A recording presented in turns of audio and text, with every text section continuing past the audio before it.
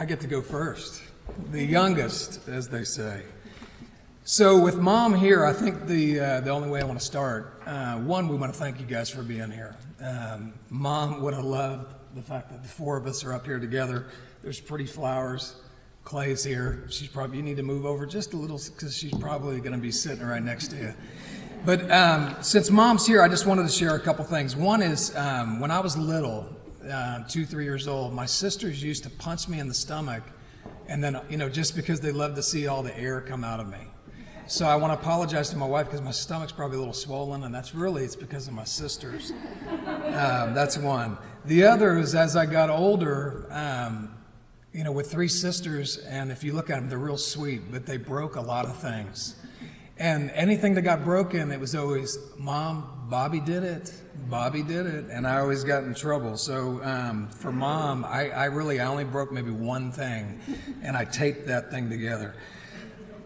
But as we got into high school, I want to share 3 quick stories with you, because this will tell you Mom's humor. Because Mom had a really... She had a great humor. So Colton, my 15-year-old, he's about to drive.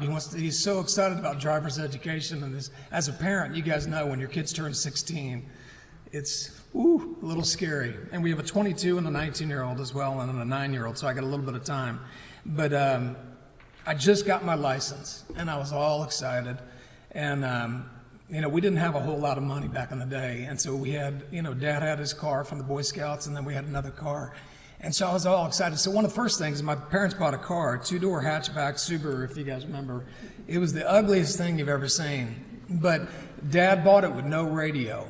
And so the whole deal back then is you could buy cars cheap with no radio. So one of the first things he said, Bobby, why don't you help us and you go get a radio? Well, you don't tell a 16-year-old and give them $200 to go buy a radio. So next thing you know, you have a radio, you have an equalizer, you have a booster, you have box speakers. That $200 went quick. But what was fun was watching Mom drive down the road, and she's listening to Sandy Patty and all these incredible, but it's just boom, boom, boom. So, but I was so excited about getting my license. I said, Mom, can I take the car? I've got 2 of my buddies. We wanted to go to the mall and all this different stuff. And she said, no problem. Here's the keys. But what I need you to do is you need to go to Dillard's, and this is big department store, and you need to go on the 2nd floor. And on the 2nd floor, you need to walk in, go left, and ask for Jane. And I said, well, no problem. She said, but the problem is that's the first thing you need to do. I said, Mom, no problem. We got it. So we get in the car. We're all excited. We're hitting it. We get to the Dillards. We go in, and I said, hey, I need to ask for Jane. And so I walk in, and I ask for Jane, and she's there, and she's already got this bag. Mom had already paid for it and everything. So I got the bag, and I'm thinking, what's in this bag? Well, it's a bra. So the problem is I'm carrying a bra around the mall, and if you know teenage boys, my friends were wearing it and twirling it, had it on their head.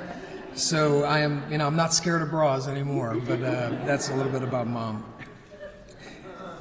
So and another one, just real quickly, and then I'm going to turn it over to my sisters. And as I got older and I got in college, I bartended, and just, the activity of a bar, just a lot of regulars, a lot of fun. And my mom would show up. And, I went to school in Fort Worth. They lived in Grapevine.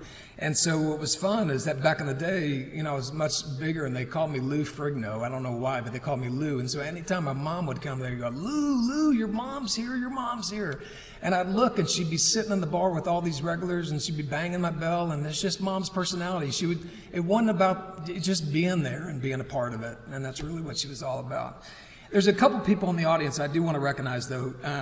At the end, the caretakers, I think there's 2. Is Mary's here? Is that right? Mary, can you raise your hand? Mary's right there. Georgia Peach, Karen, you got to raise your hand. There she is. We're so fortunate that at the end of Mom's life, really almost the last year and a half, we had caretakers, incredible nurses that took care of Mom, did everything with her. And what was funny was Karen, every time Karen was there, my mom would call me. And Karen thought she was calling me because, Mom needed something. Mom wanted me to know that Karen was there because the funnest thing was coming through the garage and walking in, going real quiet, because Karen would be back working with Mom.